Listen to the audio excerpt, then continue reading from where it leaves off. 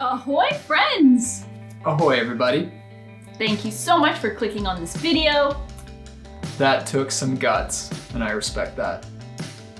Is that gutsy? What if it was like an autoplay? It's a real problem. I bet you're wondering, what is this video about? It is about permaculture. Permaculture! So we're gonna clear up some misconceptions and probably some questions you might have about what is permaculture. Permaculture! We met up with our friend Garth in Esperance in Western Australia. We had a chat about permaculture, so this is now a new episode of Real Talk with Kristen. And Joe. And Joe's also here. And I'm here. He was behind the camera. All right, let's get to it. Can't stop, won't stop. I can't stop, won't stop. I can't stop, won't stop. Can't stop. Can't stop, won't stop. Can't stop, won't stop. Can't stop, won't stop. Can't stop. So Garth, why don't you tell us, what is permaculture? Permaculture is a way of thinking about our lives, and it's based on a few principles, the overarching principle being that we look after ourselves and our families, and the three ethics that we do that by is that we want to take care of people, we want to take care of the earth, and we want to return our surplus. The idea of if everybody took care of themselves and their families, then we'd be well on the way to ensuring that the planet and others can be cared for as well. And the idea of returning our surplus is to ensure that we work out where our waste goes, being that whether that's money, whether that's our yield from our gardens, or how we deal with our water and our waste is all part and all bound up in how we go about doing things. We just want to expand a bit more on what Garth said. So to sum up what is permaculture, the best way is Geoff Lawton said, it is an ethical design science to live in a way that benefits us and the planet. That's it.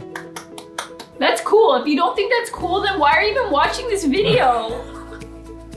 That's fair. Don't you want to help yourself and the planet? So things like fresh water scarcity and food security, these are all things that when we build to benefit the planet in that way, in turn, it will help us as well. Because then we can eat and have water to drink. Permaculture is something that anyone can do. I think sometimes people think you need a big landmass or a big space to do it, but really anyone can do it, right? Absolutely. As I said, it's a way of thinking about how you live your life. So if you have space for a garden, like we do here, then you can take the principles and the ethics to your garden. If you live in an apartment, then the ethics and the principles don't change. It's just how you apply them. All of the inputs and outputs that we have are based on those three ethics. You know, does it look after people? Does it look after the planet? And can we deal with our waste, and can we deal with the excess? Permaculture teaches us to plan our availability of resources. What often happens is we don't think about the other things such as water management, especially when we're in a community that has city water, and often that goes by the wayside, and we really do need to understand that it's about all of the inputs that we get, including water. So one of my favorite things about permaculture is it literally just means permanence and agriculture. And agriculture just means build soil. So the aim is to get permanent agriculture. Not the agriculture that we have come to know in modern society, which actually is starting to destroy and erode topsoil. It's the opposite of what agriculture means. And permaculture goes beyond sustainability into resilience and actually prosperity. Like, that's the aim. To get things better than they were, not just to sustain them how they are.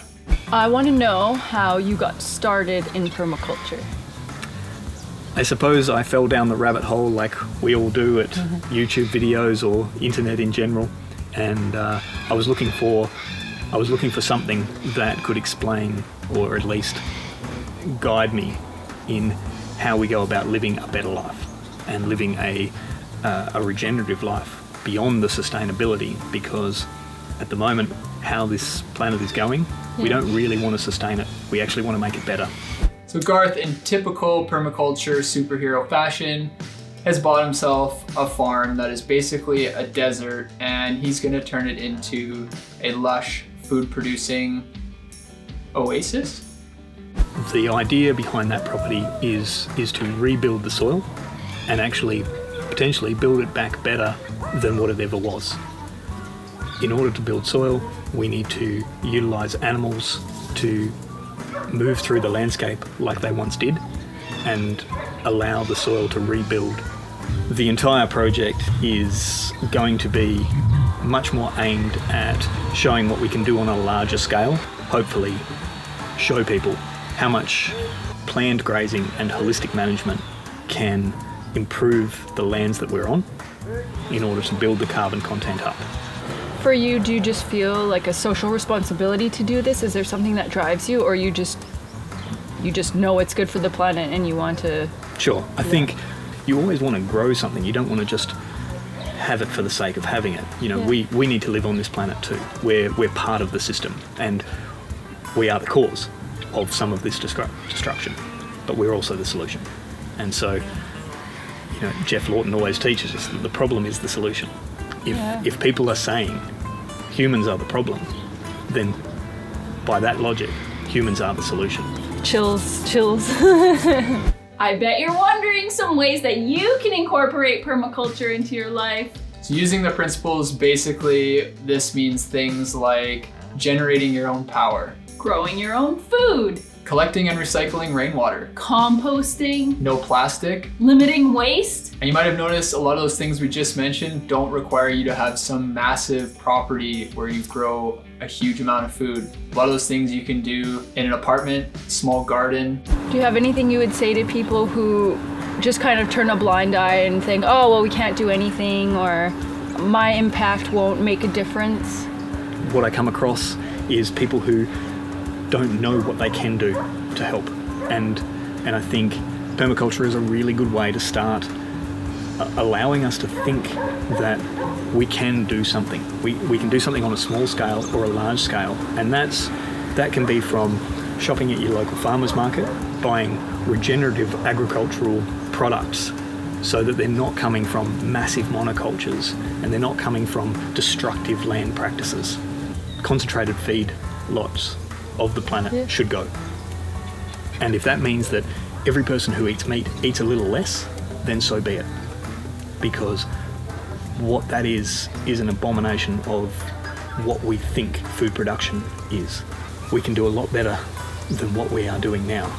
And it's one step at a time. And everybody can make a difference. Garth made me a bouquet. Can you tell me what's in this? Sure, there's a nasturtium and a nasturtium flower, an amaranth, some rocket, 2 types of kale, and there's some pig face in there as well, which all grows here, which all can be eaten.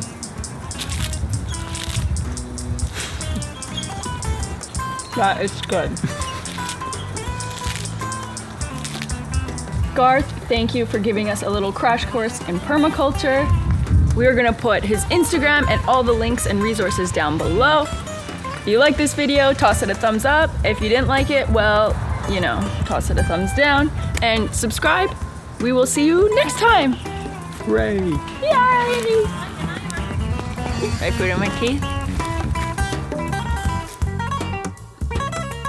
Now I bet you're wondering some ways that you can incorporate permaculture into your life.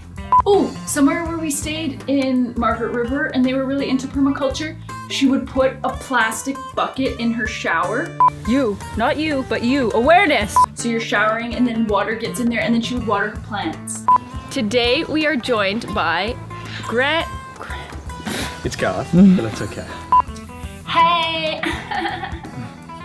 Ahoy friends, what's up? Welcome to another video.